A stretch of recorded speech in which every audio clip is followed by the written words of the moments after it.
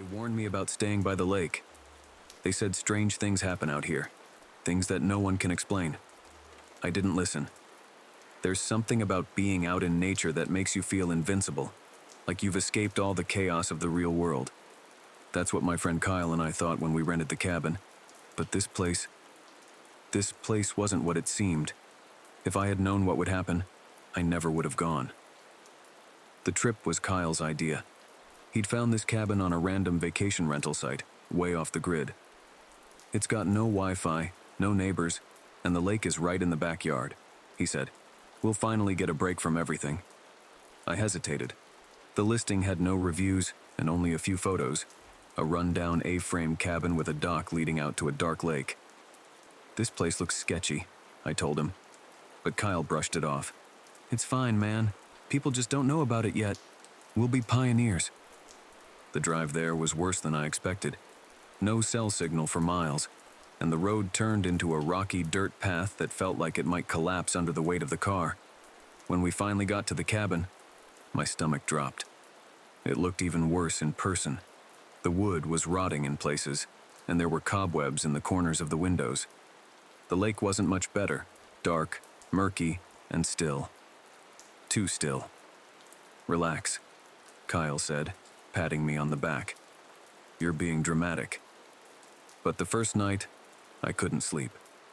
At first, it was just small things that felt off. While Kyle was unpacking, I noticed the dock swaying slightly, even though there was no wind and the lake surface was smooth as glass. That night, as we sat by the fire pit outside, I thought I saw someone standing on the edge of the woods, just beyond the tree line. When I pointed it out, Kyle squinted and laughed. It's a shadow, he said.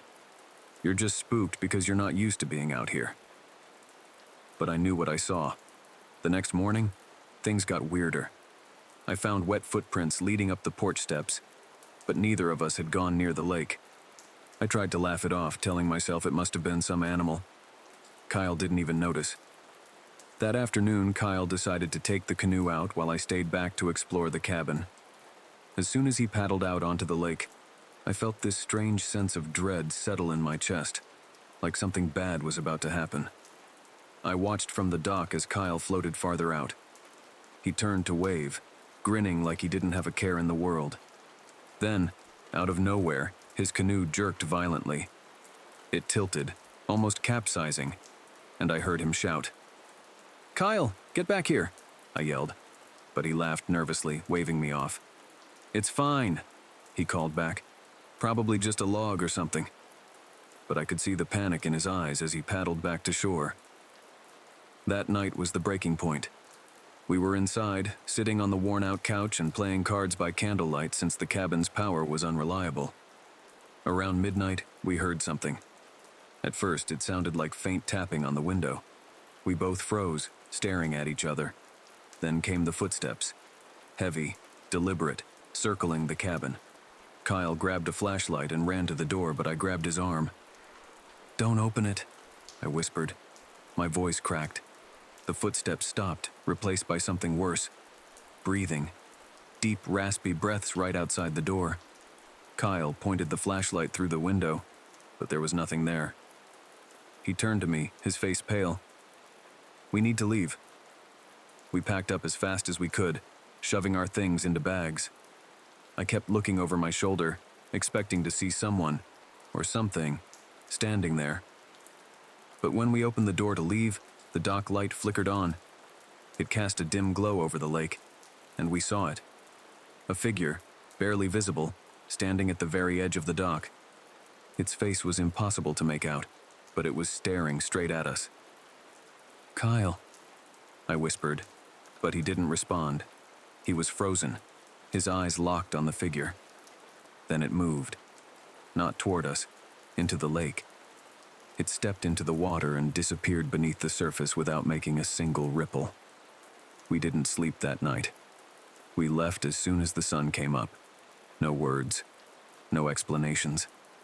I couldn't even bring myself to look back at the lake as we drove away. A week later, I tried to find the listing online. It was gone. The cabin wasn't on the rental site anymore, and when I searched the address, There was nothing. No photos, no records, like it never existed. Kyle won't talk about what happened. I haven't heard from him in weeks. But sometimes when it's late at night, I swear I can hear that sound again. The breathing.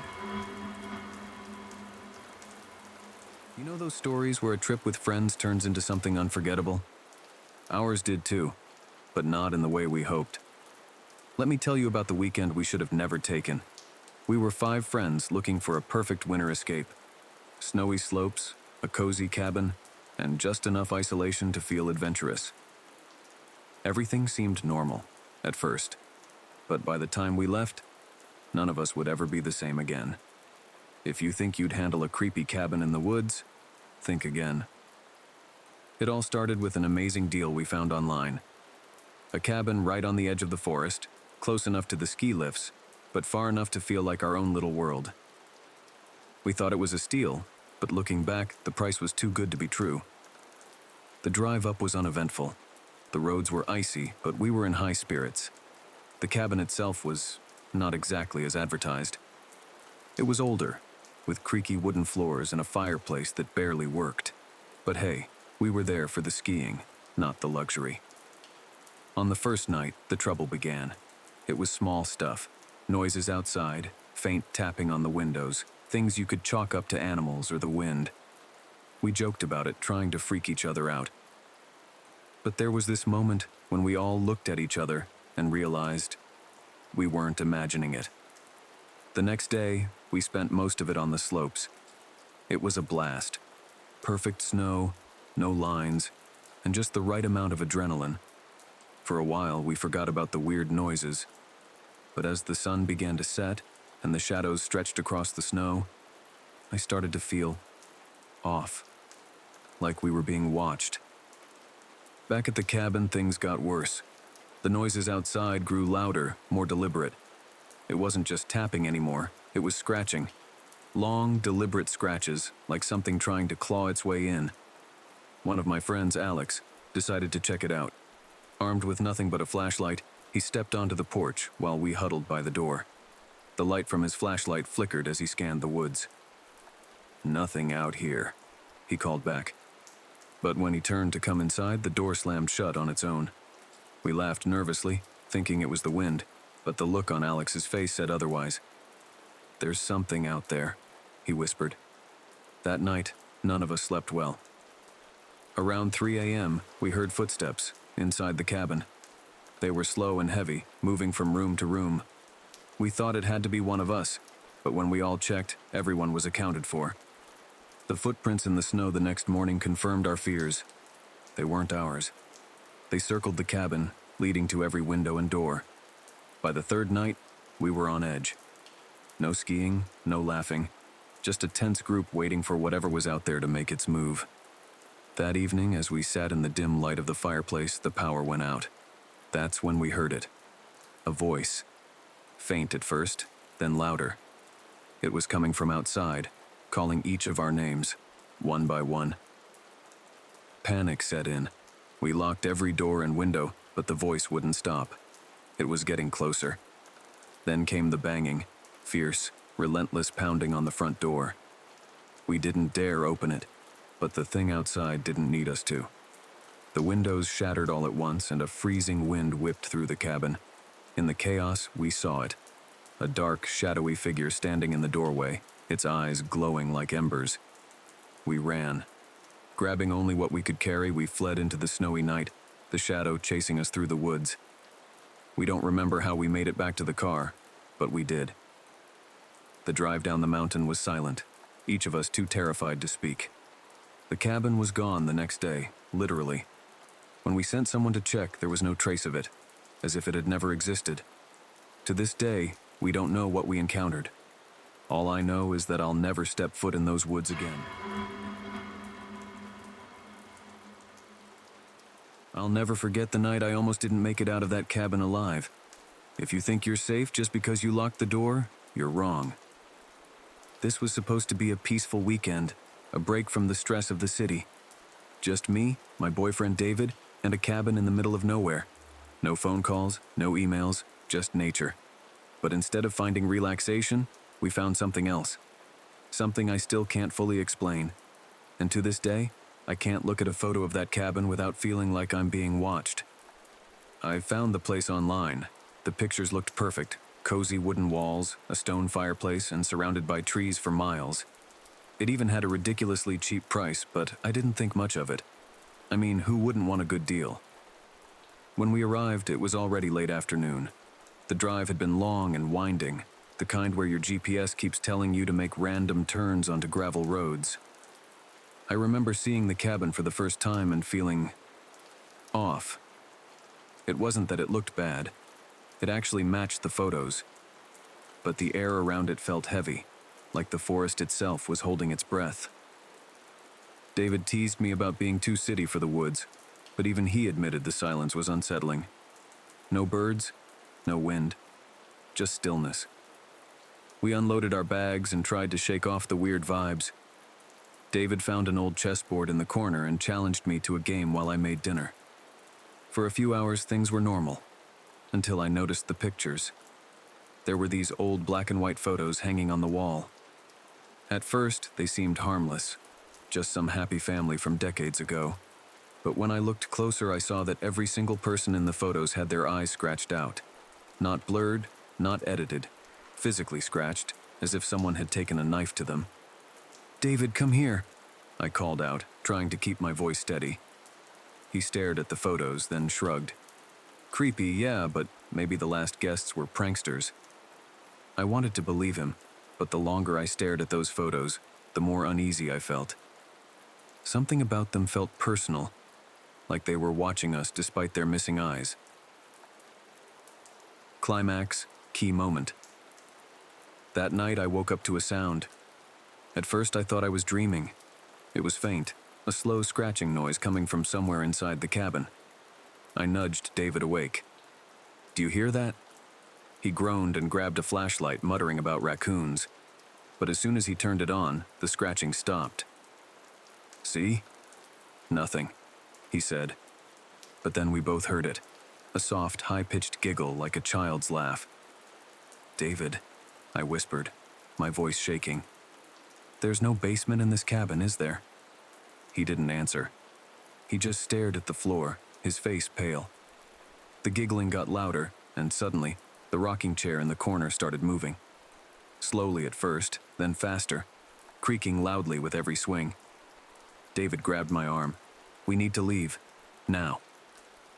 But when we ran to the door, it wouldn't open.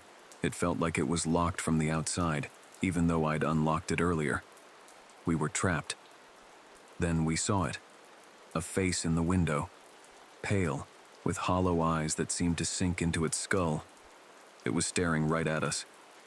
I screamed, and David yanked harder at the door until it finally gave way. We ran to the car without even grabbing our bags. As we sped away, I glanced back at the cabin. The lights were off, but I swear I saw that same face in the doorway, watching us leave. When we got home, we reported the cabin to the rental site and the local police.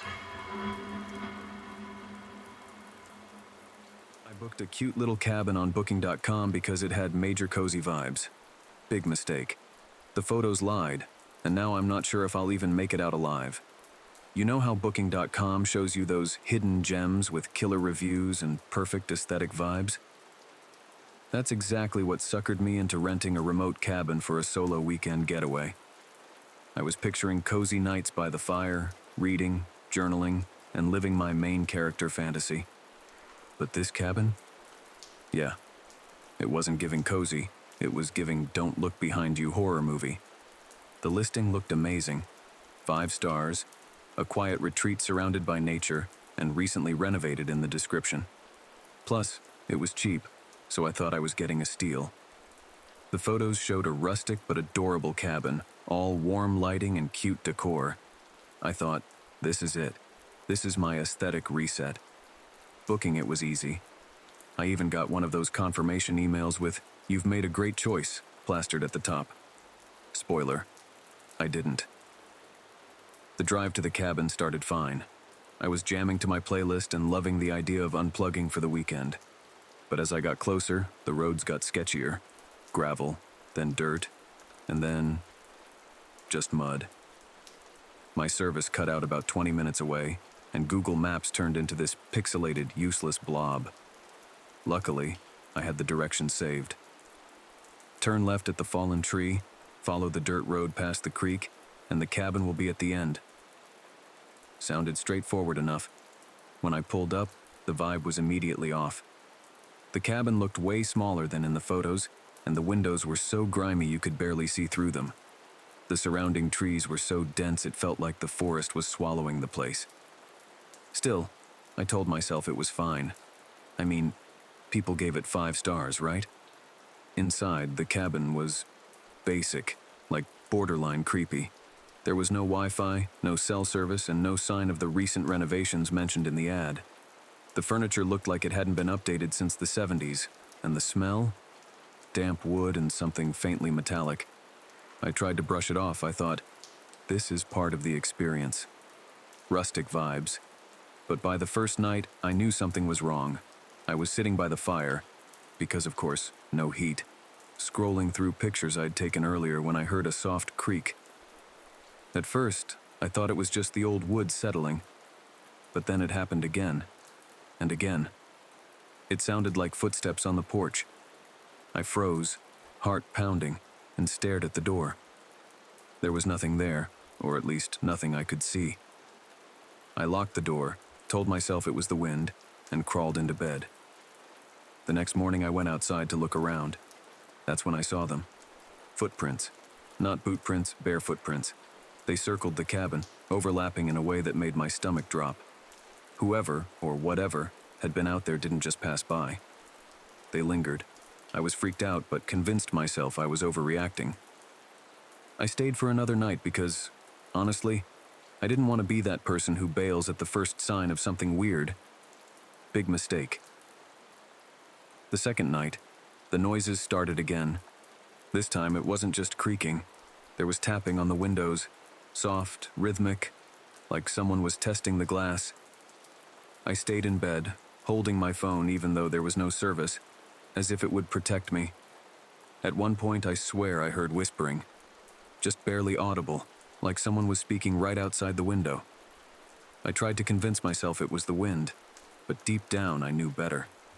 By the third night I was done. I packed my stuff and decided to leave at first light. But the cabin had other plans. Around midnight, the knocking started. Not on the door this time, but on the walls.